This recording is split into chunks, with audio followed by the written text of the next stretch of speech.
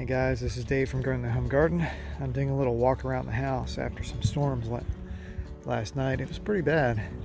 There were a couple moments where we had some pretty hard gusts of wind, knocked a few things around, but I think we're okay. I think we have most everything doing all right. We've had 16 inches of rain this year so far, which is a crazy amount of rain for January.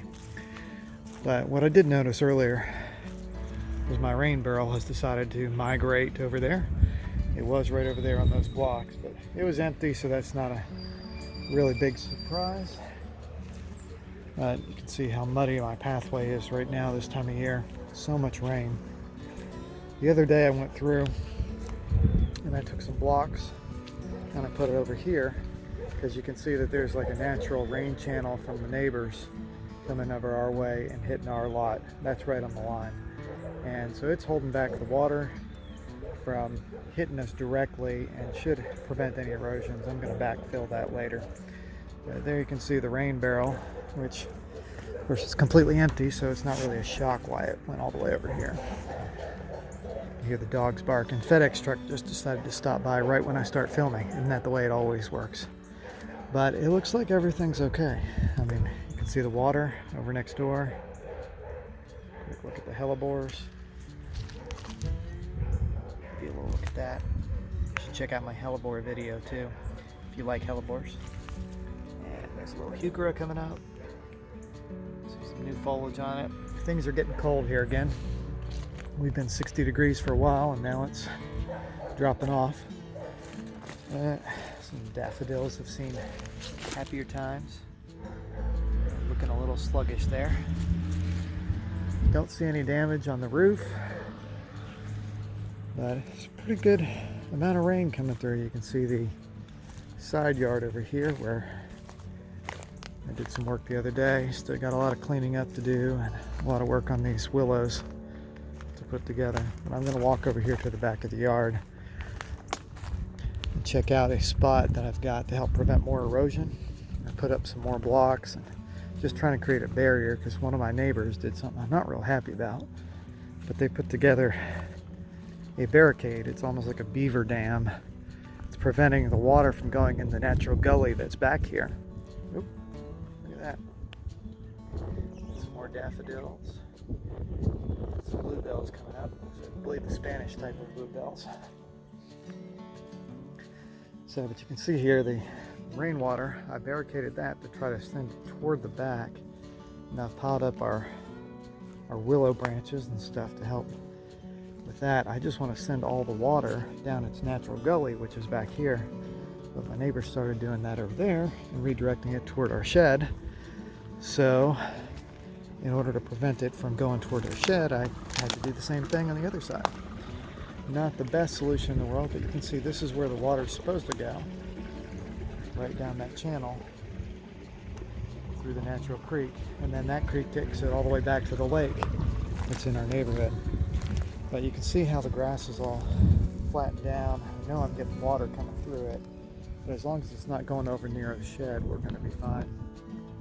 Back over there, see more water coming up through here, and so we've got some ground eroding over this way. I have to figure out something for. We need to put some rock or riprap or something back there maybe. Just some thoughts. But back after I'd first built our shed, we had in 2010 some of the biggest flood waters that we'd ever seen.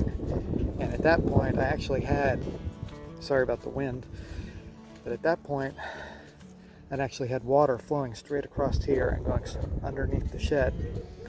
And I didn't want to have water flowing under the shed where I was keeping all the tools and everything. So I took the tiller and I dug up this whole area with the tiller, loosened it up with that, and then created a little swale so that right here is a little bit lower than this side here where the shed is. And then I put this wood block, and I've never had any trouble with it since. Little side note, that's a dwarf liriope. I just love that thing. It's got stepping stones in the middle there. I may just completely remove the stepping stones at one point and let this all just kind of grow together and be in ground cover. But it is awesome. I love that stuff. Things are a mess, and it's getting colder. We are probably down around 40 right now. Tomorrow's supposed to be 37. Then Monday is going to be in the 60s again. This time of year the weather is very crazy, and it's been a little bit more unusual just because of the amount of wind. So you can see spots of grass coming up this year. Anyway, that's just a little walkthrough update of how our house and property weathered during the storm. We've never had any flooding problems with the house itself. It's always just the areas next door. Of course, I keep an eye on it, but in May of 2010, we received 12 to 13 inches over the course of 24 to 48 hours. That was a ton of rain, and we never flooded over here. We have enough elevation that it all flows to the back, and through the planting of the trees, the birches there, the willows, it's solidified the ground on that side and created kind of a natural berm, and it's done just very well. Trees, and that's what they're meant to do. They're meant to hold the ground in place, and we just need to not clear cut trees. I've got a feeling that a lot of our moisture issues today are because of a guy down the way who built a barn, and all that space from that barn roof displaces water that would be naturally absorbed into the ground and the soil, and creates a hard surface, so it just all runs off. But you know, nothing I can do about that. That's somebody else's property. They can do what they want with it. I just have to kind of deal with it. If it was actually damaging the house, we'd have a problem, but you know, I can deal with it. I can figure out ways around it. So anyway, thanks for watching. This is Dave from Growing the Home Garden. Hope you enjoyed this little short video of our cold February days. Have a good one.